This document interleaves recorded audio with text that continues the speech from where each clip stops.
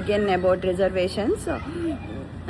కామన్గా ఇప్పుడు అందరూ అంటున్నది, ఏ కాలేజ్లో అయినా తక్కువ మార్క్స్ వచ్చిన ఎస్సీ ఎస్టీ బీసీలకి సీటు, టాలెంట్ లేని వాళ్ళు వస్తారు కదా బయటికి అని అంటున్నారు. కానీ ఏ కాలేజ్లో అయినా జాయిన్ అవ్వడానికి వాళ్ళు అందరూ ఒక కమ్యూనిటీకి చెందిన వాళ్ళే ఉండకూడదు, రిప్రజెంటేషన్ అందరిది ఉండాలని ఒక రిజర్వేషన్ ఎంటర్ అవ్వడం వరకే ఉంటుంది. ఎంటర్ అయ్యాక అందరికీ ఒకటే పాస్ మార్క్ ఉంటుంది.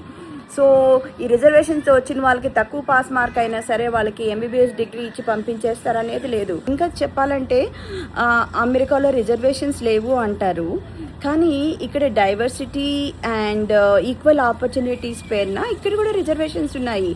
ఫర్ ఇన్స్టెన్స్ అందరూ ఏషియన్సే టాప్ టాలెంటెడ్ అయినా కానీ అందరు ఏషియన్స్కి కాలేజ్ అడ్మిషన్ ఇవ్వరు. ఇక్కడ ప్రైవేట్ స్కూల్స్కి పబ్లిక్ స్కూల్స్కి ఇండియాలో ఉన్నంత డిఫరెన్స్ ఉండదు. అయినా కానీ కాలేజ్ అడ్మిషన్స్కి వెళ్ళేటప్పుడు స్టూడెంట్ వాళ్ళకున్న సోషియో ఎకనామికల్ బ్యాక్గ్రౌండ్, అంటే వాళ్ళ చిన్నప్పటి నుంచి వాళ్ళు ఫేస్ చేసిన సిచ్యువేషన్స్, వాళ్ళ ఫ్యామిలీ సిచ్యువేషన్స్ అన్నీ వాళ్ళకి ఎక్స్ప్లెయిన్ చేసి వాళ్ళకి సబ్మిట్ చేస్తే వాళ్ళకి అడ్మిషన్కి ముందు ఛాన్స్ ఇస్తారు. సో అలా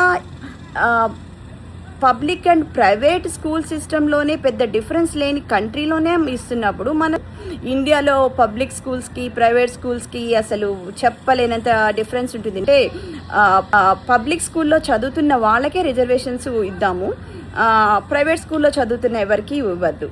వాట్ అబౌట్ దాట్?